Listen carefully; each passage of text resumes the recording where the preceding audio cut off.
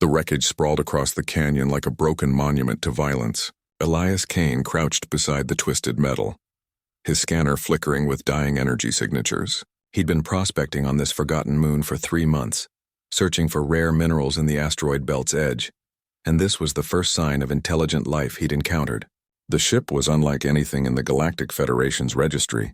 Organic curves melded with crystalline technology, all of it scorched black from atmospheric entry. Elias approached carefully, his hand resting on the plasma cutter at his belt, not as a weapon but as a tool. Whatever had crashed here was long dead. Then he heard it. A sound like breaking glass mixed with a kitten's mewl. He found them in what remained of the cargo hold, 3 tiny creatures no larger than his forearm, their scales shimmering between obsidian and deep violet. Their wings were translucent membranes stretched over delicate bone, and their eyes, those ancient, knowing eyes, fixed on him with desperate hunger. Elias recognized them immediately. Every species in the known galaxy would. Cerinthians, dragon spawn, the most hated creatures in civilized space. His first instinct was to run.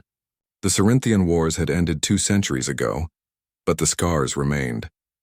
Entire worlds had been reduced to ash by the dragon fleets. Billions dead. The species had been hunted to extinction, or so everyone believed. The bounty on a single Cerinthian, even a hatchling, could buy a colony ship. One of the hatchlings crawled toward him dragging a broken wing. It made that sound again, plaintive and weak. Elias Kane had never been a hero. He was an engineer, a man who fixed broken things because it was what he knew how to do. He looked at these fragile, dying creatures and saw only one thing, something broken that he could fix. He gathered them carefully into his thermal blanket, feeling their rapid heartbeats against his chest. They were cold, too cold. He ran back to his small prospecting ship, his mind already calculating what they would need. Protein synthesizers set to carnivore profiles, heat lamps, medical gel for the broken wing. The days blurred together. Elias learned their needs through trial and error. They required crystalline minerals ground into their food, temperatures that would cook a human alive, and constant physical contact or they would wither from loneliness. He named them Ash, Ember, and Spark, though he knew they likely had their own sounds for each other. They grew rapidly. Within weeks, they were the size of large dogs, their scales hardening into armor, their telepathic murmurs brushing against his mind like whispered songs. They followed him everywhere, learning to use tools by watching him work, fixing his ship with a precision that startled him. It was Spark who sensed her first. The hatchlings became agitated one evening, their heads all turning toward the sky in unison. Elias felt it too, a pressure in his mind vast and ancient like the weight of an ocean preparing to crash down. The ship that descended was impossibly large, blotting out the stars. It was organic, alive, its surface rippling with the same crystalline technology as the crashed vessel. When it landed, the canyon shook. She emerged like a nightmare-given form. Sarinth was 30 meters of obsidian scales and ancient fury, her wings casting shadows across the entire settlement. Her eyes burned with the light of dying stars, and when she spoke, it was directly into his mind. A voice that had commanded fleets and burned worlds. "You have my children, human."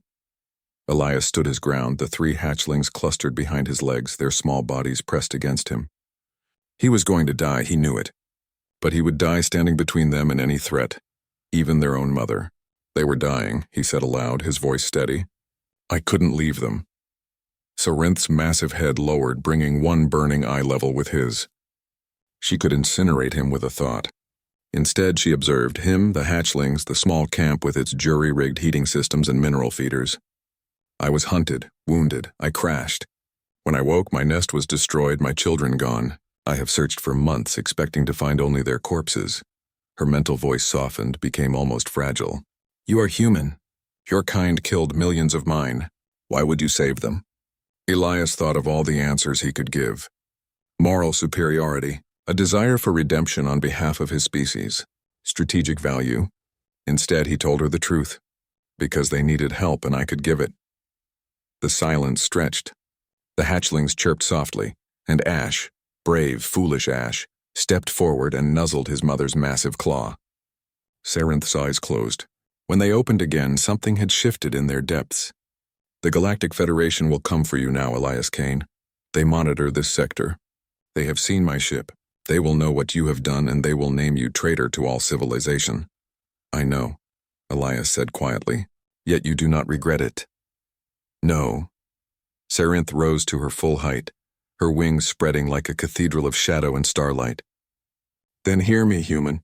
You have shown my children more compassion than any being has shown my kind in 200 years. For this I name you Kinsguard, protector of the brood. Where we fly, you will be welcome. What we defend, you are sheltered within, and should any harm come to you, her presence swelled with ancient power. They will learn why dragons are feared. She gathered her hatchlings gently, impossibly gentle for such a massive creature. But before she lifted off, she paused. The Federation believes we are monsters because we fought to survive their expansion. Perhaps we were, but you saw my children not as weapons or nightmares, only as lives worth saving. That is not a human trait, Elias Kane. That is not a Cerinthian trait. That is simply rare. Sarinth and her children lifted into the stars, and Elias Kane stood alone in the canyon once more. His scanner beeped, Federation ships incoming, 10 minutes out. He smiled. He'd saved something broken and made it whole. Whatever came next, that would be enough. It would have to be.